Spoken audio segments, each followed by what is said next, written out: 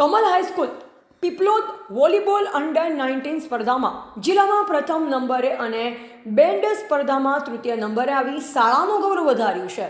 Kamal high school પીપલોદમાં Ganesh મહોત્સવ અને બીજા વિવિધ પ્રકારના કાર્યક્રમો યોજાયા હતા.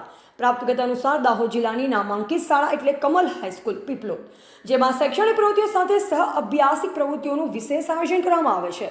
જેમાં નંદ મહોત્સવ, ગણપતિ મહોત્સવ જેવા ધાર્મિક ઉત્સવ સાથે સાથે રમતોમાં પણ ખૂબ જ ઉત્સાહપૂર્વક ભાગ લેવામાં આવે છે.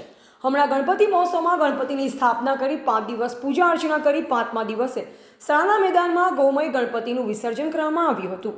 ત્યારબાદ તારીખ 13 સપ્ટેમ્બરે કલા ઉત્સવ થયો, જેમાં ચિત્રકામ, ભજન, કાવ્યગાનમાં પ્રથમ નંબર પ્રાપ્ત કર્યો. તે ઉપરાંત તારીખ 19 સપ્ટેમ્બરના રોજ નેલસર ખાતે યોજાયેલ જિલ્લા કક્ષાની વોલીબોલ સ્પર્ધામાં અંડર 19માં કમલ હાઈસ્કૂલ પીપલોદના ભાઈઓ જિલ્લામાં પ્રથમ નંબરે આવ્યા હતા.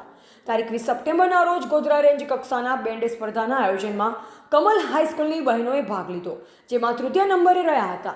શાળાના આચાર્ય શ્રી ડીસી પટેલ આવા વિદ્યાર્થીઓને અભિનંદન પાઠવ્યા અને આ વિદ્યાર્થીઓને તૈયાર કરનાર શ્રી કેડી મુનિયા સાહેબને અભિનંદન પાઠવ્યા હતા.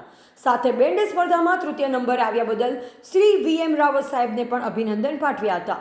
ગણપતિ મહોત્સવ, કલા ઉત્સવ, હિન્દી દિવસ, શિક્ષક દિવસ વગેરે વિવિધ પ્રકારના કાર્યક્રમો યોજાયા, જેમાં શ્રી SK ચૌધરી સાહેબ, SJ પરમાર સાહેબ, શ્રી JH જાની, શ્રી ડીડોળ સાહેબ તેમજ સૌ શાળાના શિક્ષક મિત્રો આવા સહ અભ્યાસિક પ્રવૃત્તિઓમાં ભાગ લેતા વિદ્યાર્થીઓને પ્રોત્સાહન આપી તૈયાર કર્યા.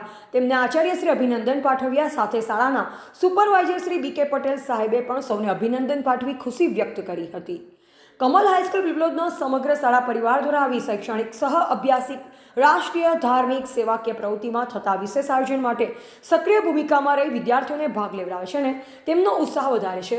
તે સૌને શાળાના આચાર્યશ્રી અભિનંદન પાઠવ્યા. પહેલીવાર શ્રાવણ માસ નિમિત્તે શાળાના તમામ શિક્ષક મિત્રો દ્વારા તિથિ ભોજનનું પણ આયોજન કરવામાં આવ્યું.